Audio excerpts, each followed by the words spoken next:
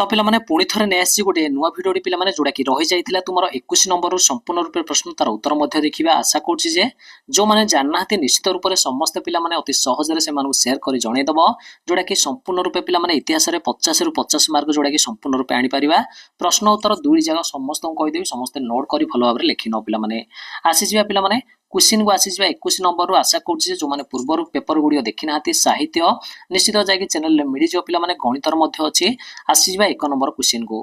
तो पिला माने कन्या हत्यार दुईटी प्रमुख कारण लिखि देउ कहि सी केते मार्क क्वेश्चन पिला माने 2 मार्किया क्वेश्चन से परि 22 नंबर भारतीय स्वाधीनता संग्राम रे नरमपंथी मानकर कार्यकलाप संपर्क रे वर्णना करबा एडा हले 2 मार्क पिला माने तापर क्वेश्चन दे देछि कोन तापर क्वेश्चन दे देछि पिला माने स्टाम्प आईन केबे आ काहे की प्रणयन करा जायथिला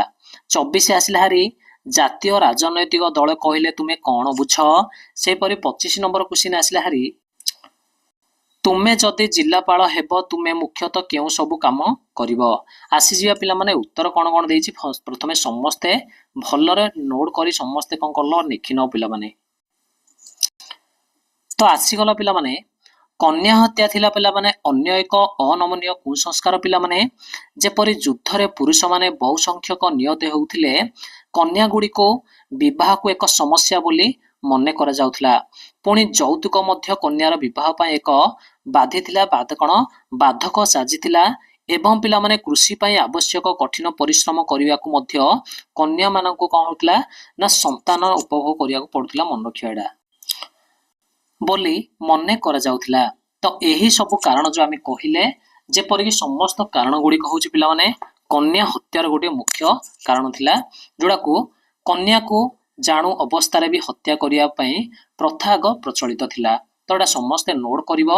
22 नंबर को आसी भारी पिला माने 22 नंबर रो कोन देइतिला क्वेश्चन समस्त देखितिला 1 नंबर उत्तर सुरेंद्रनाथ बानर्जी गोपाल कृष्ण गोखेल नरमपंथीर नेतृत्व नैथिबा बेले प्रादेशिक और केंद्रीय आईन रो सभारे भारतीय मानक तरफरु प्रतिनिधित्व करिवार व्यवस्था एवं सामरिक तथा सामरिक खर्च कमाइबा पई शिक्षा आउ कृषि और शिल्पर अधिक विकास पई पिला माने ध्यान देइथिले अस्त्र शस्त्र आईन रो संस्कार आनिथिले पिला माने एडा लेखि नबो 22 नंबर पिला माने 23 नंबर को आसी जिबा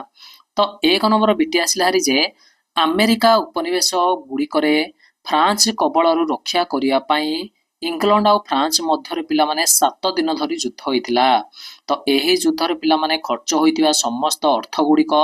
भरण करिया पई ब्रिटिश पार्लियामेंट रो 1765 ख्रीष्टाब्द रे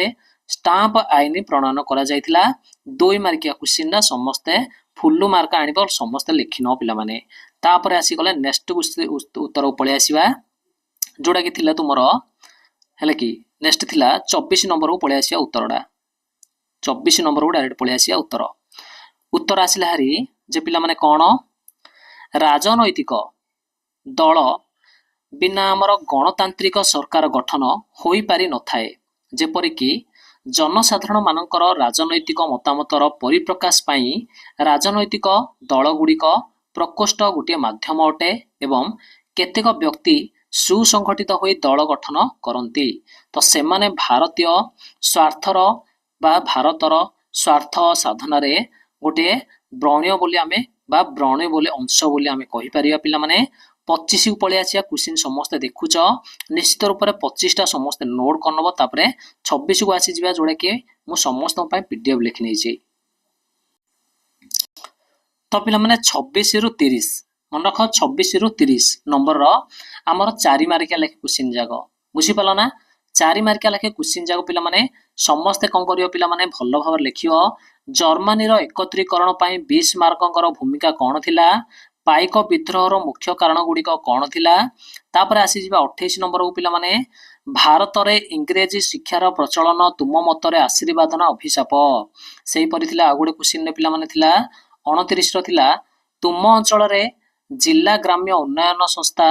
अनुकूल्य रे केउ केउ योजना गुडी को सब जगह काम होची हमें से गुडी को लेखिबा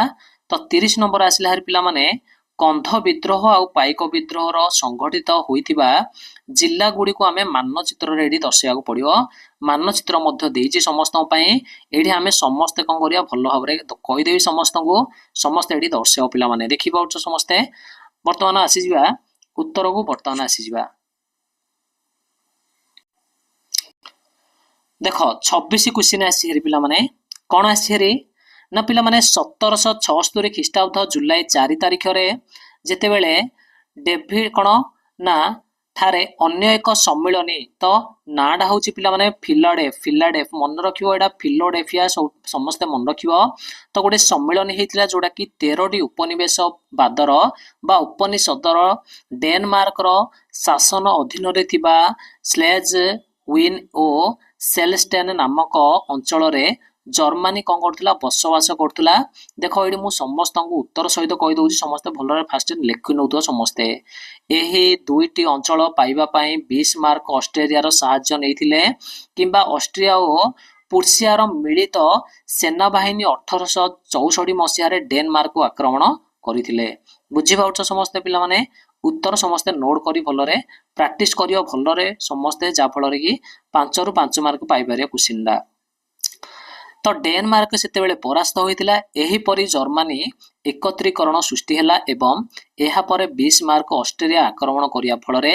ୟୁରୋପ ରାଷ୍ଟ୍ରମାନଙ୍କ ସହିତ ଭଲ ସମ୍ପର୍କ ସ୍ଥାପନ ସେ କରିଥିଲେ। ତ ଏଇଟା ଆଶା କରୁଛି ଲେଖି ନେଇଥିବ। ତାପରେ ପଳେଇ ଆସିବା ପିଲାମାନେ ଆଉ ଗୋଟେ ଉତ୍ତରକୁ ପଳେଇ ଆସିବା, ଯୋଉଟା କି ଥିଲା ତୁମର, ଦେଖେଇ ଦଉଛି। ଏଇଟା ଥିଲା ତୁମର 28 ନମ୍ବରର ଉତ୍ତରଟା। ତ ପିଲାମାନେ ଭାରତରେ ଇଂରେଜ ଶିକ୍ଷାର ପ୍ରଚଳନ ଆମ ପାଇଁ ଥିଲା ଗୋଟିଏ ଆଶୀର୍ବାଦ। ବୁଝିପାରିଲ ନା। ତ କାହିଁକି ଦେଖ ଏଇଟା ମୁଁ ଦେଖି ଦଉଛି ଉତ୍ତରଟି ମଧ୍ୟ ସମସ୍ତଙ୍କୁ, ଉତ୍ତରଟି ଦେଖି ଦଉଛି।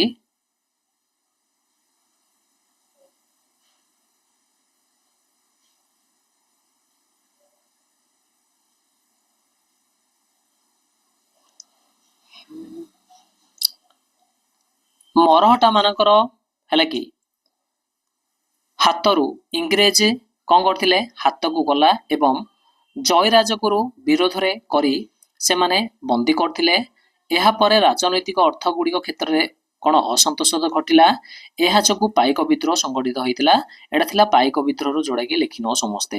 ବୁଝିପାରିଲ ନା। ତ ଆଶା କରୁଛି ଯୋଉମାନେ ଜାଣିନାହାନ୍ତି ଏବେ ଯାଏଁ ସାଙ୍ଗମାନଙ୍କୁ କହିଦେବେ, ସମସ୍ତେ ସେୟାର କରିନବ, ନୂଆ ଯୋଉମାନେ ଅଛନ୍ତି ସବସ୍କ୍ରାଇବ କରିନବ, ଚ୍ୟାନେଲ ସହିତ ଯୋଡ଼ି ହେଇଯିବ ପିଲାମାନେ। ଯେତିକ ସବୁ ପେପର ଗୁଡ଼ିକ ଆସିବ ପ୍ରଶ୍ନ ଉତ୍ତର ଦୁଇଟି ଯାକ ପାଇଯିବ ସମସ୍ତେ।